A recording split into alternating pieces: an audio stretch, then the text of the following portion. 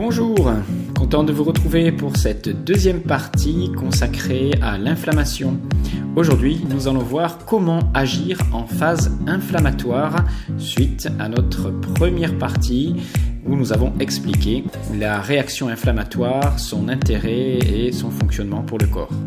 Bienvenue dans Réflexion naturopathique. Vous vous intéressez à la santé, aux médecines alternatives, vous cherchez à améliorer votre hygiène de vie, à acquérir les outils pour devenir acteur de votre santé, mais vous vous sentez parfois perdu au milieu des informations contradictoires que l'on trouve dans ce domaine.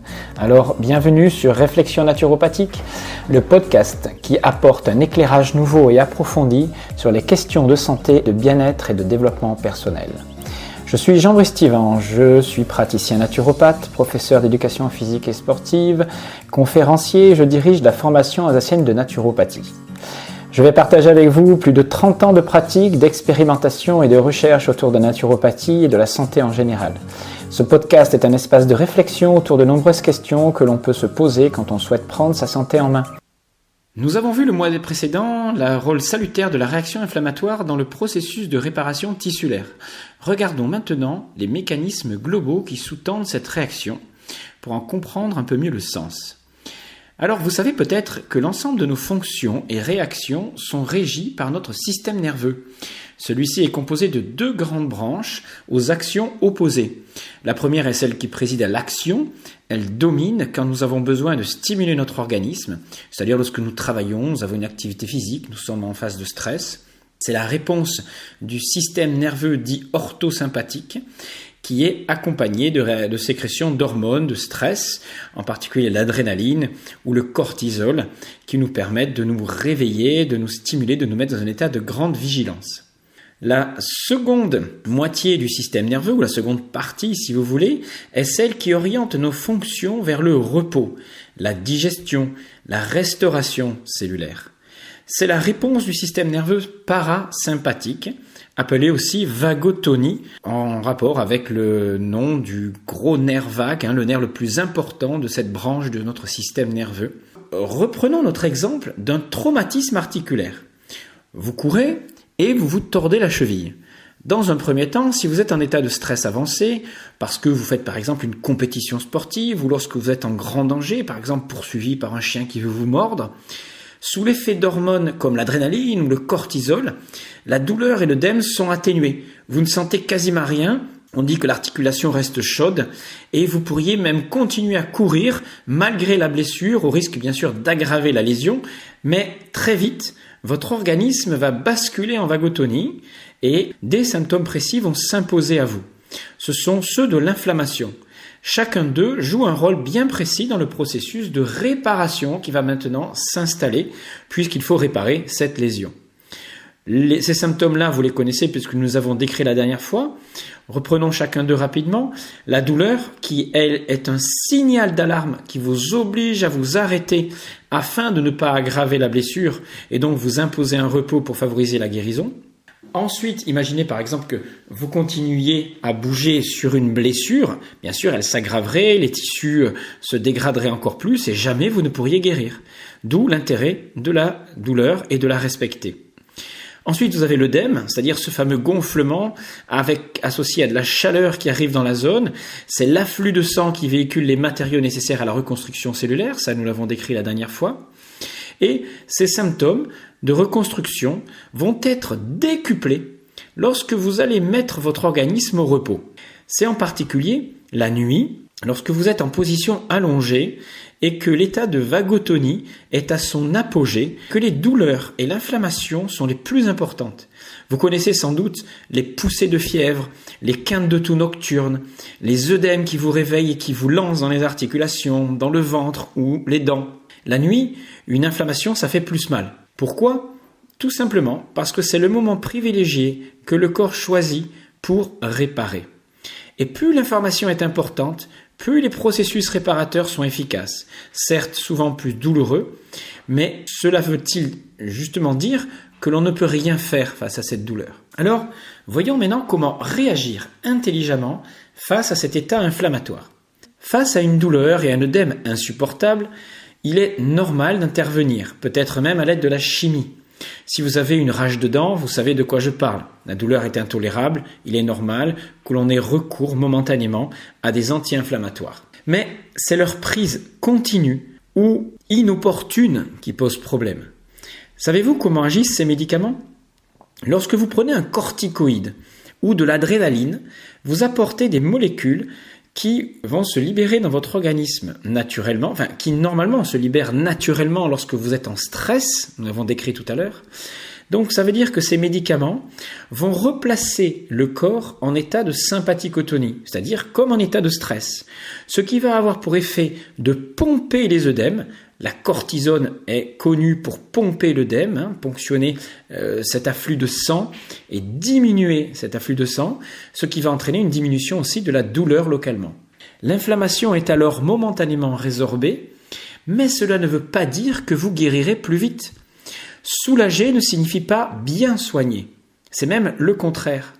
Si vous n'avez pas d'autre choix que de prendre un anti-inflammatoire, faites au moins en sorte de ne pas complètement anesthésier la zone lésée et surtout de ne pas pomper complètement tout l'œdème. Ça serait supprimer des éléments nutritifs, des éléments de reconstruction dans cette zone. La douleur est un signal d'alarme qu'il ne faut pas complètement faire disparaître au risque de mobiliser cette zone et d'entraver la réparation. Une règle d'or en naturopathie, toujours laisser un peu de symptômes. On ne fait pas taire le corps. Guérir, c'est d'abord savoir l'écouter et respecter la douleur. Ces symptômes sont d'autant mieux tolérés qu'on en comprend le sens. Savoir que ce n'est pas une aggravation que d'avoir mal, mais au contraire la manifestation du corps qui se répare, est rassurant. Chaleur, rougeur, enflure signifie que votre organisme réagit et reconstruit et non l'inverse, même si ça fait mal. La naturopathie signifie littéralement soigner dans le sens de la nature. Sachant que la nature fait toujours au mieux pour notre survie, il est préférable d'accompagner le symptôme plutôt que de l'entraver. Face à une entorse, une lombalgie, une gastrite, une bronchite, c'est-à-dire toute réaction chaude, inflammatoire, préférez un bain chaud général qui apaisera et dérivera une partie de la congestion vasculaire à l'ensemble de l'organisme, c'est-à-dire vers la périphérie, c'est-à-dire vers la peau, avoir une vasodilatation cutanée, qui va atténuer la vasodilatation locale au lieu de la douleur, mais tout cela sans nuire au processus réparateur localisé. Attention cependant à ne jamais mettre de source de chaleur sur un saignement interne, un ulcère en particulier, ou même un œdème cérébral, un mal à la tête. On ne met pas de chaleur sur la tête lorsqu'on a une migraine. C'est pour cela qu'il est essentiel d'avoir un bon diagnostic bien précis avant d'intervenir. On ne fait pas n'importe quelle technique, même alternative, sans avoir de diagnostic et sans savoir les effets que ça va procurer dans l'organisme. Alors, voici encore une petite anecdote me concernant. J'ai vécu cela face à mon médecin, donc je suis allé voir une fois un médecin traitant pour obtenir un arrêt de travail. En réalité, j'avais une bronchite, je toussais beaucoup, j'avais ce qu'on appelle une bronchite vraiment aiguë avec des quintes de toux très très fortes associées à de la fatigue, un peu de fièvre et je ne pouvais vraiment pas travailler. Je savais qu'avec simplement un peu de repos, je serais rapidement sur pied, puisqu'une bronchite est une phase inflammatoire favorisant la réparation tissulaire de ma muqueuse bronchique. Le virus participe même à cette reconstruction. Je sais que pour vous, c'est un petit peu difficile à entendre, mais le corps sait utiliser certains micro-organismes à bon escient dans une phase bien précise. Alors, on finit toujours par guérir sans médicaments d'une grippe ou d'une bronchite, à condition bien sûr d'encaisser cette phase inflammatoire. Il faut avoir de l'énergie, de la vitalité. Il n'y a pas grand monde qui meurt d'une bronchite ou d'une grippe. Moi, j'en ai eu des dizaines depuis que je suis enfant et je n'en suis jamais mort. Ce sont les personnes âgées en particulier ou qui sont dans des états de fatigue avancée ou de grand stress qui vont ne pas encaisser cette phase inflammatoire. Et le repos est la seule prescription que je venais chercher face à ma bronchite, puisqu'il n'y a que ça qui peut finir la phase de guérison. Bien sûr, mon médecin me prescrivit des antitussifs, des antibiotiques, même si cette bronchite est d'origine virale et que les antibiotiques n'ont aucun effet, des anti-inflammatoires ou même des antipyriques pour diminuer la fièvre. Alors, je lui demandais ironiquement si tout cela était bien nécessaire. Il me répondait que si je voulais guérir, c'était absolument nécessaire. Bien sûr, j'ai jeté encore l'ordonnance à la poubelle et après 3-4 jours de repos accompagnés d'une petite diète et de bains chauds, mes bronches avaient fini leur réparation et l'inflammation s'était estompée progressivement. J'étais complètement guéri.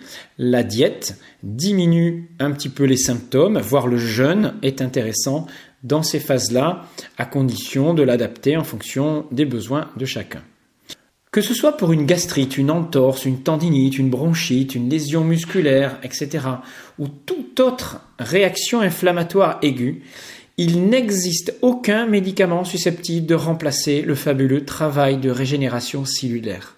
La science vient même de montrer que la surmédicamentation avec des corticoïdes, des AINS, des anti-inflammatoires non stéroïdiens, etc., constitue, comme nous l'avons vu pour les blessures musculaires lors de cette première partie, une entrave au processus de guérison. Mais votre médecin peut-il réellement se contenter de vous prescrire 3 jours de repos et un peu de diète sans aucune médication ? Que diriez-vous d'un praticien de santé alternatif qui, face à un trouble inflammatoire, ne vous prescrirait ni plantes, ni huile, ni compléments ou autres soins anti-inflammatoires si ce n'est du repos ? Même en allant consulter un naturopathe qui ne vous prescrirait rien que du repos, vous ne lui accorderez pas de crédit. La question que je me pose, c'est sommes-nous vraiment prêts à simplement faire confiance à ce qu'Hippocrate appelait notre médecin intérieur ou force vitale ? Êtes-vous prêts, comme disent les hygiénistes, à ne rien faire intelligemment face à la phase inflammatoire ? C'est ensuite qu'il faut essayer par contre de comprendre les causes de ces inflammations, de ces pathologies, qui sont à chercher dans notre vécu, dans nos ressentis, nos stress, notre hygiène de vie. Mais en aucun cas n'entravons le fabuleux travail de réparation de notre organisme. Voilà, j'espère que cette petite partie sur les inflammations vont vous réconcilier avec les douleurs, les rougeurs et les phases inflammatoires qui jalonnent votre vie. J'espère que vous saurez réagir. Bien sûr, si les symptômes persistent trop longtemps, vous êtes non plus dans une phase aiguë, mais dans une phase chronique. À ce moment-là, il faut essayer d'en comprendre le sens, les causes, d'aller consulter un médecin pour avoir un vrai diagnostic et agir en conséquence. Voilà, je vous donne rendez-vous sur notre site alsacenaturo.com si vous voulez des renseignements sur les cycles qui démarrent, les cycles de formation sur l'alimentation, sur la phyto, l'aromathérapie. Voilà, donc il y a des choses nouvelles qui apparaissent sur ce mois de mars. N'hésitez pas à aller consulter tout ça. Je vous dis, moi, à très bientôt pour un nouveau thème. C'était Jean-Brice Tivan. À bientôt.